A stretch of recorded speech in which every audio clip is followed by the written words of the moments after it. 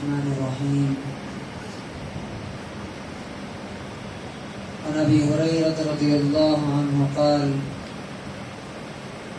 قال رسول الله صلى الله عليه وسلم: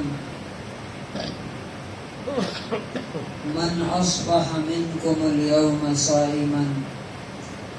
فقال أبو بكر: أنا. قال: فمن تبع منكم اليوم جنازة. قال أبو بكر: أنا. إلى آخر الحديث. رواه مسلم.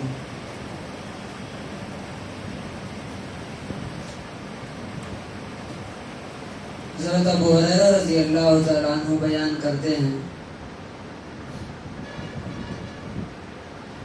کہ رسول اللہ صلی اللہ علیہ وسلم نے ایک دن صحابہ سے پوچھا کہ من اصبح منکم اليوم صائما، تم میں سے آج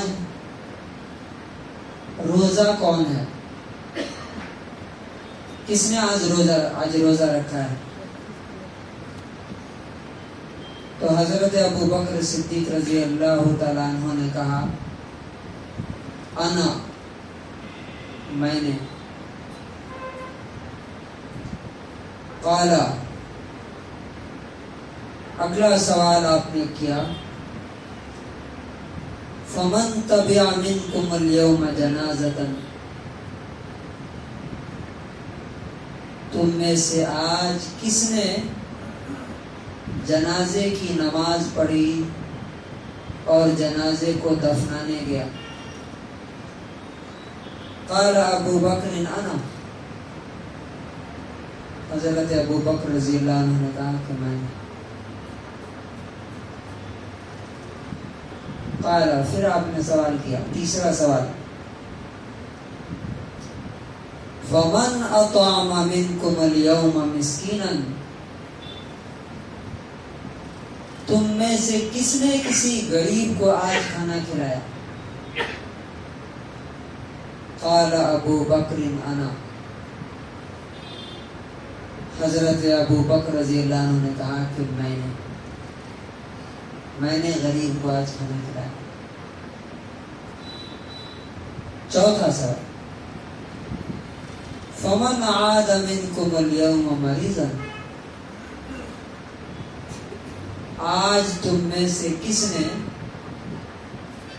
کسی بیمار کی، پیشنٹ کی خبر خیریت پوچھنے کے لیے گیا تھا؟ کسی بیمار کے پاس کون گیا تھا؟ قال ابو بکر: انا. حضرت ابو بکر رضی اللہ عنہ نے کہا کہ میں نے. اس کے بعد آپ صلی اللہ علیہ وسلم نے فرمایا: مجتمعنا فی امر الا دخل الجنہ، یہ چاروں چیزیں جس شخص کے اندر ہو جائیں گی وہ جنت میں جائے.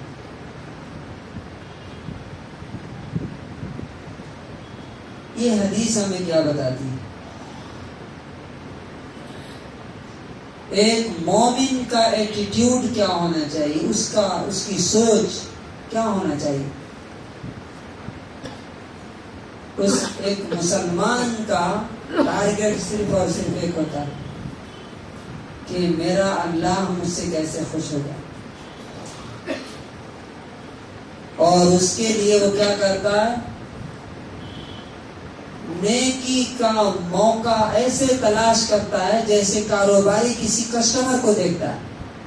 آپ دیکھتے ہیں اگر دکان کے سامنے سے کوئی کسٹمر گزرا تو فوراً بولتے ہیں آئیے ہمارے یہاں بھی وہ چیز ملتی ہے، سستے میں مل جائے گی. ایک مسلمان اسی طرح نیکیوں کا، بھلائیوں کا، اچھے اعمال کا موقع تلاش کرتا ہے کہ مجھے کب موقع ملے اور میں کر لوں. اگر یہ فکر نہیں ہے کسی مسلمان کی تو حقیقت میں وہ مسلمان اسلام اس نے سمجھا نہیں. اب دیکھیے یہ کیا فکر تھی، کیا سوچ تھی کہ رسول اللہ صلی اللہ علیہ وسلم سوال کر رہے ہیں، چاروں سوال کا جواب ایک ہی شخص دیتا ہے. کوئی آدمی اسی طرح اونچا مقام نہیں پاتا، اعلیٰ مرتبہ، ہائی اسٹیٹس فری میں نہیں ملتا کسی کو. یہ جو کہا جاتا ہے نا کہ تمام نبیوں کے بعد سب سے اچھے انسان کون؟ نبیوں کے بعد سب سے بہترین انسان ابو بکر صدیق رضی اللہ عنہ. یہ کیوں ہے؟ اسی وجہ سے. مثال کے طور پہ کل عید ہے، اکثر لوگ کیا پلاننگ کرتے ہیں؟ کل کیا کھانا ہے، گوشت کہاں سے لائیں گے، کتنا سونا ہے، یہ دو پلاننگ. حالانکہ اصل میں کل کی پلاننگ کیا ہونی چاہیے؟ کل کے موقع کو ہم اپنے دین کے لیے، اپنی آخرت کے لیے کیسے ہم یوز کر سکتے ہیں، کیا کیا کام کیا جا سکتا ہے. اس عید کے موقع سے کسی غیر مسلم کو، کسی ہندو بھائی کو، کسی کرسچن کو، کسی سکھ کو کیسے اپنے دین سے قریب کیا جا سکتا ہے؟ اس کو بلا کر کے دعوت دینا، اس کو کھلانا، اس کو گفٹ دینا. جیسے اب کل کوئی صاحب بتا رہے تھے آج ہی کہ جتنے پولیس اسٹیشنز ہیں ان کو مٹھائی پہنچانے کا ہم نے انتظام کیا. کیوں ضروری ہے؟ اسی بہانے سے کم مسلمانوں، اسلام کے بارے میں جو دشمنی ان کے سینوں میں دہک رہی ہے، جو آگ بھڑک رہی ہے، وہ کم ہوگی. وہ سوچیں گے کہ مسلمان ایسے بھی ہوتے ہیں.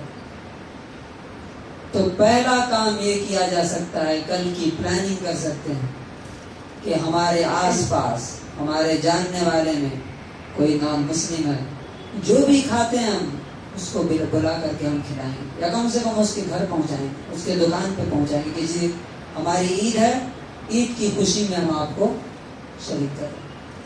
اور دوسرا کام، اس موقع کو اپنے رشتہ داروں کی صلہ رحمی کے لیے استعمال کر سکتے ہیں. ہمارے کون کون سے رشتہ دار ہیں جن سے برسوں سے بات نہیں ہوئی، ہماری ملاقات نہیں ہوئی ہماری،